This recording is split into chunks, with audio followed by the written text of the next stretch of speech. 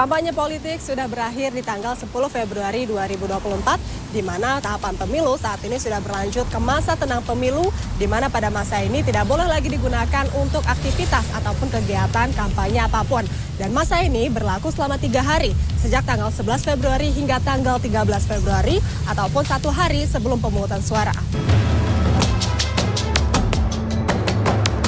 Masa tenang untuk pemilu 2024 diatur dalam Peraturan KPU Nomor 15 Tahun 2023 tentang kampanye pemilu, di mana masa ini tidak dapat digunakan untuk melakukan aktivitas kampanye.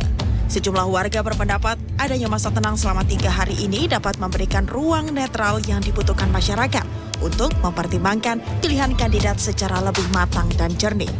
Mungkin di masa pemilu ini yang tenang, bisa lebih tenang lagi, tidak ada lagi kayak acara-acara yang terlalu berlebihan menurut saya ya. Karena berisiknya tuh sampai kayak kenceng banget gitu. Terus buat yang masyarakat lainnya itu mungkin lebih bisa berpikir lagi mana yang terbaik Indonesia.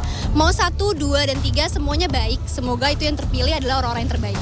Itu juga fase tenang ya, dimana kita kemarin udah nentuin tuh visi dan misi, terus juga ada debat-debat capres. Jadi masa berakhirnya pemilu ini adalah masa tenang dimana kita bisa kompilasi tuh kira-kira pasangan mana yang cocok untuk memimpin Indonesia. Di masa-masa itu harusnya kita bisa kayak meyakinkan dirinya nih, jadinya mau coblosnya yang mana, mau pilih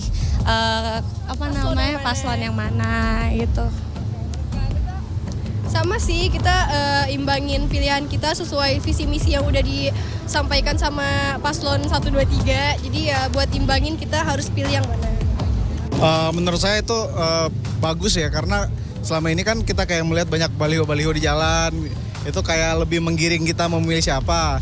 Dengan masa tenang ini mungkin saya kayak lebih diberi nafas buat berpikir matang-matang, buat ngelihat mana nih yang harus saya pilih, mana yang saya lihat sepak terjangnya selama ini yang menurut saya pas lah buat memilih kita nanti gitu.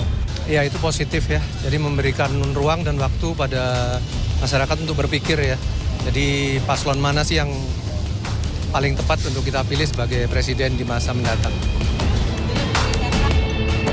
Sejumlah aturan yang berlaku pada masa tenang, diantaranya yaitu peserta pemilu dilarang melaksanakan kampanye pemilu dan menjanjikan imbalan kepada pemilih sebagaimana diatur dalam pasal 27 ayat 4 PKPU nomor 15 tahun 2023. Begitu pula dengan media massa, baik cetak, daring, media sosial, dan lembaga penyiaran.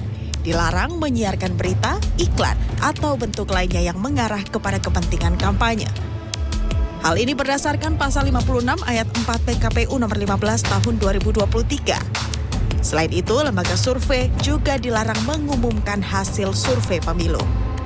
Pihak yang melanggar aturan akan dikenakan sanksi, mulai dari teguran hingga ancaman hukuman pidana penjara dan denda puluhan juta rupiah. Selain itu, selama masa tenang, seluruh APK atau alat peraga kampanye seperti baliho, billboard atau videotron, spanduk, dan umbul-umbul juga harus diturunkan. Ketua Bawaslu Rahmat Bagja mengatakan jika APK tersebut masih terpasang, maka akan langsung dikenakan sanksi. Sanksi administrasi, himbauan, teguran menegur kepada teman-teman dan kemudian diturunkan. Sanksinya untuk menurunkan itu termasuk sanksi loh. Menurunkan alat peraga, diturunkan oleh pengawas itu termasuk sanksi.